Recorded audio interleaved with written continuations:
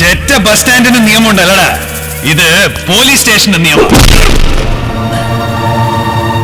ഞാൻ 4 അല്ല 40 ബസ് വാങ്ങും.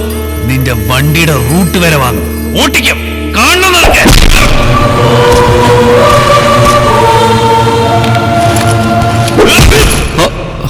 SI കണ്ടക്ടർ ആണെങ്കിൽ ഞാൻ കൊള്ളു, അല്ലെങ്കിൽ ഞാൻ തല്ലും ചക്കരെ.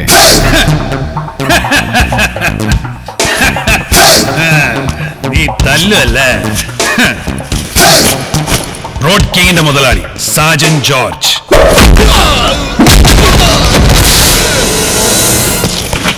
മൈത്രി ബസിന്റെ മുതലാളി സുൽത്താൻ വീട്ടിൽ സക്കീർ ഹുസൈൻ എന്ന കുഞ്ഞാക്ക.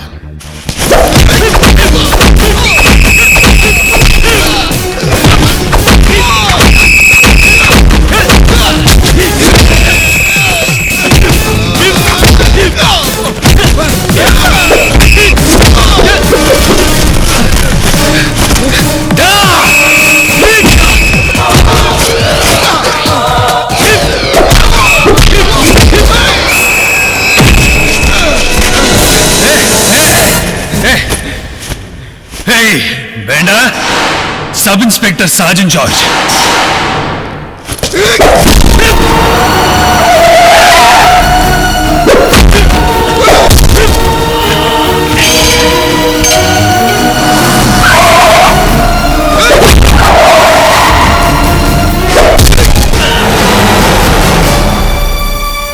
പ്രൈവറ്റ് ബസ് ജീവനക്കാരുടെയും ഓണർമാരുടെയും സംഘടനകൾ തീരുമാനിച്ച ഒരു സ്ട്രൈക്ക് ഒഴിവാക്കുക. അതിന് കാരണമായ പ്രോബ്ലംസിന് പരിഹാരം ഉണ്ടാക്കുക. അതിനുവേണ്ടിയാണ് ഈ അടിയന്തര യോഗം. സമരം ഒഴിവാക്കിയോണ്ട് മാത്രം കാര്യമായില്ല കളക്ടർ സാർ. സക്കീർ ഹുസൈൻ അതിക്രൂരമായിട്ടാണ് ലോക്കപ്പിലിട്ട് മർദ്ദിച്ചത്. ഇദ്ദേഹം ബസ് ഓപ്പറേറ്റേഴ്സ് അസോസിയേഷന്റെ ജില്ലാ ജോയിന്റ് സെക്രട്ടറി കൂടിയാണ്. നാൽക്കാലികളെ കണ്ണീ ചോരയില്ലാതെ തല്ലാറുണ്ട് ചില മനുഷ്യന്മാര്. അതിലേറെയാണ് ഞങ്ങളുടെ കുഞ്ഞാക്കനെ ലോക്കപ്പിലിട്ട് അയാൾ കൈകാര്യം ചെയ്തത്. അതിനുള്ള പണി അയാൾക്ക് കൊടുക്കണം, ഇല്ലെങ്കിൽ സമരം തന്നെ. ഇനി അപ്പേരിൽ 10 ദിവസം പട്ടിണി കിടക്കേണ്ടി വന്നാൽ ഞങ്ങൾ കിടന്നോളാം. ഞങ്ങൾക്ക് ഇതൊന്നും ബുദ്ധിയില്ല സാറേ. ലോക്കപ്പിൽ നിൽക്കി തല്ലിയിട്ടി, അത് ശരി തന്നെ. ലോക്കപ്പിലിട്ട് മനുഷ്യന്മാരെ ഉരുട്ടിക്കൊല്ലുന്ന പോലീസ് സമ്പരാക്കന്മാര് ഇപ്പോഴും നമ്മളെ ഈ സാക്ഷര സാംസ്കാരിക കേരളത്തിലുള്ളപ്പോ അതിലൊന്നും ഒരു പുതുമയില്ല.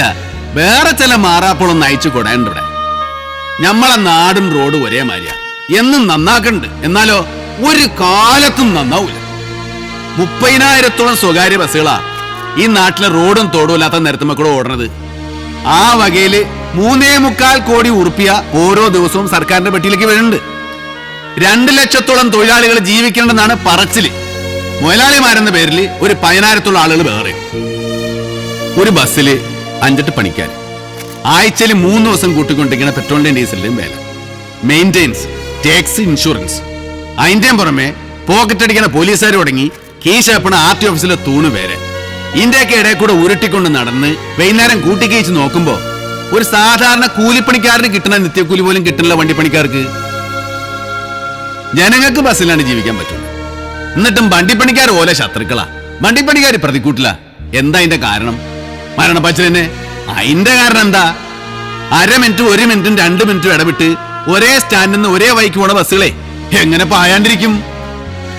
നേരത്തിനെത്തിയില്ലെങ്കിലും കലക്ഷൻ കുറഞ്ഞാലും നാളെ ഡ്രൈവർക്കും കണ്ടക്ടർക്കും കിളിക്കും പണിയില്ല. പിന്നെ പായാണ്ടിരിക്കാൻ പറ്റുമോ? അത് മരണപ്പാച്ചിലല്ല, ജീവിക്കാൻ വേണ്ടിയുള്ള പരക്കം പാച്ചിലാ. ഇപ്പൊ മനുഷ്യന്മാർക്ക് കാട്ടിലിറങ്ങണേക്കാളും പേടിയാ റോട്ടുമേൽ ഇറങ്ങാൻ. ജീവൻ മണപ്പാന്നറിയില്ലേ? ബമ്പന്മാർക്ക് വാരിക്കോരിയാണ് പെർമിറ്റ് കൊടുക്കണത്. അത് ഓര് ചോദിക്കുന്ന ടൈമിന് ഓര് ചോദിക്കുന്ന റൂട്ട്. എന്നിട്ട് ആ ടൈമും തെറ്റിച്ച് കള്ള കലക്ഷൻ ഉണ്ടാക്കുന്ന റോഡ് കിങ്ങാരെ പോലുള്ളവരോട് നമ്മൾ മുണ്ടിപ്പോയാ നമ്മൾ ഗുണ്ടായിസക്കാരായി. അതെന്ത് ഏർപ്പാടാണ് ഇഷ്ടം? റോഡ് കിങ്ങിന്റെ ഓണർ ഈ ഇരിക്കുന്ന സാമൂഹ്യം നിങ്ങൾ തമ്മിലല്ലല്ലോ പ്രശ്നം ഉണ്ടായേ. അത്യാസന്ന നിലയിൽ രോഗിയുമായി പോകുന്ന ആംബുലൻസിന് നിങ്ങളുടെ ഡ്രൈവർ സൈഡ് കൊടുക്കാതെ ബുദ്ധിമുട്ടിച്ചു. അതിൽ ക്ഷുഭിതരായ രോഗിയുടെ ബന്ധുക്കൾ പ്രതികരിച്ചപ്പോ നിങ്ങൾ ഗുണ്ടായിസം കാണിച്ചു. അതിൽ സാമൂഹ്യം എന്ത് പഠിച്ചു? ഗോപാലകൃഷ്ണൻ കണ്ണെടുത്താ ഗോപാലകൃഷ്ണന് മാത്രമേ ഇരുട്ടാവുള്ളൂ. ഈ പകല് രാത്രി ആവൂലോ ഗോപാലകൃഷ്ണ.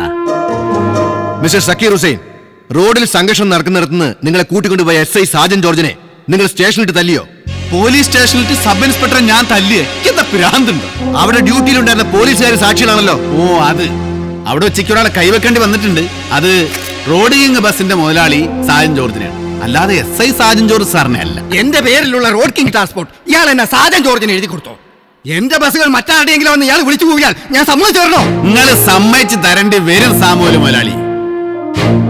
ഈ മനുഷ്യനെ നമ്മളെ നാട്ടിൽ കാണാൻ തുടങ്ങിയിട്ട് 1-2 കൊല്ലായിട്ടുള്ളൂ. അത് ഈ സബ് ഇൻസ്പെക്ടർ സാജൻ ജോർജ് വന്നതിന്റെ ശേഷം ഇടയ്ക്കയാളെ കാറിന്റെ ഡ്രൈവറായിട്ട്. ഞാനേ അങ്ങേരുടെ ഭാര്യയുടെ ബന്ധുവാ. ഞാൻ അങ്ങേരുടെ കാർ ഓടിച്ചെന്ന് വരും. അതിന് തനിക്കെന്ത് കോപ്പാ? റോഡിങ്ങിന്റെ മുതലാളി ഈ ചെങ്ങായി ആണോ അല്ലേ എന്നുള്ളത് ഇവിടെ വെച്ച് സാറന്മാർ ഉറപ്പുവരുത്തണം. എന്നാലേ ഈ യോഗം കൊണ്ടൊരു ഫലം ഉണ്ടാവും. പിന്നെ ഇയാൾ എന്തോന്ന് പുറത്തോന്നായി പറയുന്നത്? രേഖയിൽ എന്റെ പേരുണ്ടോ? ഞാൻ തന്നെ അവകാശി. ഒരുത്തനും എന്നെ വളർത്തൂല. Mind your words. പിന്നെ ഇവിടെ നിങ്ങൾ മറച്ചു വെക്കുന്ന വല്ലതുമുണ്ടെങ്കിൽ നാളെ നിങ്ങളോടൊപ്പം നിൽക്കാൻ ആരും ഉണ്ടാവില്ല. ഒന്ന് ചുമ്മാ ഇരിക്കണം സാറേ. 4 തുക്ര വണ്ടിക്കോപ്പന്മാര് സമരമെന്ന ഒരു ഓലപ്പാമ്പിനെ കാണിച്ച് പേടിപ്പിച്ചാൽ പേടിക്കേണ്ട കാര്യമൊന്നും ഒരു കളക്ടർക്കും RTOയ്ക്കും DYSPക്കും ഇല്ല. സമരം വേണമെന്ന് വെക്കുകയോ വേണ്ടെന്ന് വെക്കുകയോ എന്നാ വേണമെന്ന് വെച്ചാൽ നിങ്ങൾ ഇവിടെ ഉണ്ടാക്ക്. എന്നിട്ട് എന്നെ അറിയിക്ക്. എനിക്ക് വേറെ ജോലിയുണ്ട്. എന്തായാലും ഇന്ന ലോക്കപ്പിലിട്ട് തച്ചതിന്റെ പേരിൽ നാളെ ഒരു സമരമില്ല. അക്കാര്യം ഞാൻ ഉറപ്പുവരാം.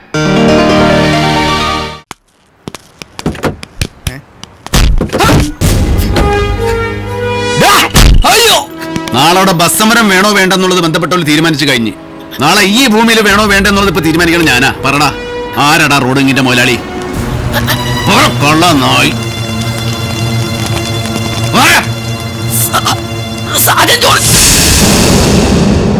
ഉറക്കനെ പറടാ, ലോറി കേക്കട്ടെ. സാജൻ ജോർജ്.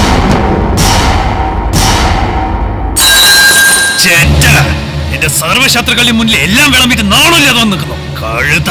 ഇപ്പോഴത്തെ ദേഷ്യത്തിൽ അളിയൻ എന്നാ പറഞ്ഞാൽ ശരി. ഒരു കാര്യം മനസ്സിലാക്കിക്കോ, അവൻ ആളത്ര നിസാരക്കാരനല്ല. എന്നെ കൊന്നേനെ അവൻ. നീ എന്താടാ കോപ്പേ പറഞ്ഞത്? അവൻ എവിടുത്തെ ചുൽത്താനെന്ന് എണ്ണിക്കോ. 1 2 3 എണ്ണിക്കോ. അവനെ ഞാൻ പൂട്ടും, പൂട്ടിക്കെട്ടും. ഷാർണൂർ പട്ടാമ്പി പെരിന്തൽമണ്ണ വഴി ശിവരം. ഷാർണൂർ പൊലച്ചൊന്ന് കഴിച്ചില്ലേ? തൊള്ളോർന്ന് വിളിക്കടോ. ഷാർണൂർ പട്ടാമ്പി പെരിന്തൽമണ്ണ വഴി ശിവരം. ഷാർണൂർ പട്ടാമ്പി. അല്ല ടീച്ചർ എന്താ ബസ് സ്റ്റാൻഡിൽ? വഴിന്ന് കേറുമ്പോ ബസ്സിലെ തിക്കലും തിരക്കിലും ഒന്ന് അഭിനന്ദിക്കാൻ പറ്റിയെന്ന് വരില്ല. എന്തായാലും ഒരു സമരം ഒഴിവാക്കിയല്ലോ, നന്നായി. നല്ലത് പറഞ്ഞാ താങ്ക്സ് എന്നൊക്കെ പറയുന്ന ഒരു നാട്ടുമര്യാദയുണ്ട്, പ്രത്യേകിച്ച് ഒരു ടീച്ചറോട്. നല്ല കാര്യങ്ങൾ കണ്ടാ തിരിച്ചറിയാനുള്ള മനസ്സ് വേണല്ലോ. ആദ്യം കണ്ടരേ തോന്നിയില്ല. താങ്ക്സ്. തിരുവാനൂർ, ഷൊർണൂർ, പട്ടാമ്പി, ശിവപുരം, ശിവപുരം, ശിവപുരം. ഞാൻ ഇന്നലെ കുട്ടികൾക്ക് കാട് വിറപ്പിച്ച ഒരു ഒറ്റയാന്റെ കഥ പറഞ്ഞു കൊടുത്തു. കുട്ടികൾ ആ ഒറ്റയാനെ ഒന്ന് കാണണമെന്ന് പറഞ്ഞു. അതിനെന്താ കൊണ്ട് കാട്ടിക്കൊടുക്ക്. ഓ, ഒറ്റയാനാണല്ലോ, അതിപ്പോ എങ്ങനെ കാട്ടാനാ? ശിവപുരം, ശിവപുരം, ശിവപുരം. അതിന് ദൂരെയൊന്നും പോണ്ടല്ലോ, ഈ ബസ്സിൽ തന്നെ കയറിയ പോരെ. ഇന്നലെയാണെങ്കിൽ ചിഹ്നം വിളിയും കാടിളക്കുന്നതും ഭൂമി കുലുക്കുന്നതും ഒക്കെ കാണായിരുന്നു. ശരി. അപ്പൊ ഞമ്മക്കിട്ട തോട്ടിയാണല്ലേ? ഒരുപാട് ഇഷ്ടാണല്ലേ? ആരെ? സംഗീതം. പേരിട്ടിഷ്ടാ. ഒറ്റയ്ക്കിരുന്ന് കേൾക്കാനാ. ഇഷ്ടാവോന്ന് അറിഞ്ഞൂടാ. ഇഷ്ടായില്ലെങ്കിൽ തിരിച്ചു തന്നാ മതി. ഇഷ്ടാവണല്ലോ, ഇഷ്ടപ്പെട്ട് തരണല്ലേ. ഒരു ലേറ്റ് മാരേജ് ട്രൂപ്പിനെ കിട്ടി. ചെക്കനും പെണ്ണും കോട്ട ചുരുക്കി കാലം കൂടെ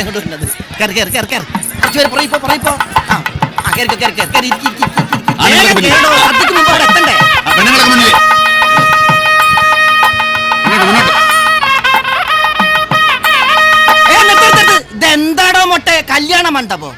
കുഞ്ഞാക്ക പ്രാണസഖി ഇട്ട് കൊടുക്കട്ടെ. ഫ്രഷ് ജോഡികളല്ലേ. ഹാപ്പി ബർത്ത്ഡേ ഇടട്ടെ? ഓ ആയിക്കോട്ടെ. അല്ലെങ്കിൽ വേണ്ട, പുതുതായിട്ട് ജീവിതത്തിലേക്ക് കടക്കണല്ലേ. നല്ല ഫ്രഷ് പ്രണയഗാനങ്ങൾ ആയിക്കോട്ടെ. നമ്മൾ ഏതെങ്കിലും കൊടുത്തേ.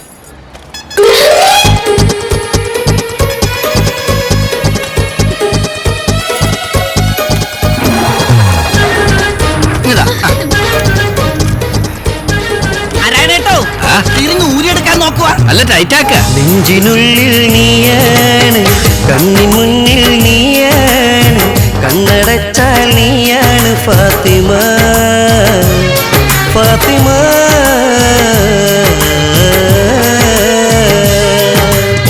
നെഞ്ചിനുള്ളിൽ നീയാണ്, കണ്ണി മുന്നിൽ നീയാണ്, കണ്ണടച്ചാൽ നീയാണ് ഫാത്തിമ, ഫാത്തിമ.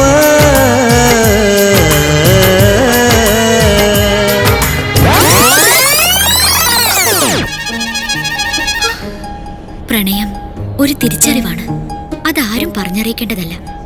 എന്റെ യാത്ര ഇപ്പോ പ്രണയത്തിന്റെ ബസ്സിലാണ്. എത്രയോ യാത്രക്കാർ കയറിയിറങ്ങുന്ന ബസ്സിൽ ഒരു വെറും യാത്രക്കാരി, അങ്ങനെയല്ല എന്നെ ഇപ്പോഴും കാണുന്നത്. പക്ഷെ ഞാൻ ആ കയ്യിൽ നിന്നും ഏറ്റുവാങ്ങിയ ഓരോ ടിക്കറ്റും പ്രണയത്തിന്റെ പൂക്കളായി എന്റെ ഹൃദയത്തിൽ സൂക്ഷിക്കുന്നു. കയ്യും തലയും പുറത്തിടരുതെന്ന് ബസ്സിൽ എഴുതി വെച്ചിട്ടുണ്ട്. പക്ഷെ ഒരു ബസ് കണ്ടക്ടറെ പ്രണയിക്കരുതെന്ന് ബസിന്റെ നിയമത്തിൽ എവിടെയും പറയുന്നില്ലല്ലോ. ഇക്കാലം വരെ എല്ലാവരുടെയും കുഞ്ഞാക്ക, ഇനി മുതൽ എന്റെ മാത്രം കുഞ്ഞാക്ക. ഞാൻ അങ്ങനെ ആഗ്രഹിച്ചോട്ടെ. എന്റെ പ്രിയപ്പെട്ട കുഞ്ഞാക്കടുത്ത് എത്ര ഓടിയാലും തീരാത്ത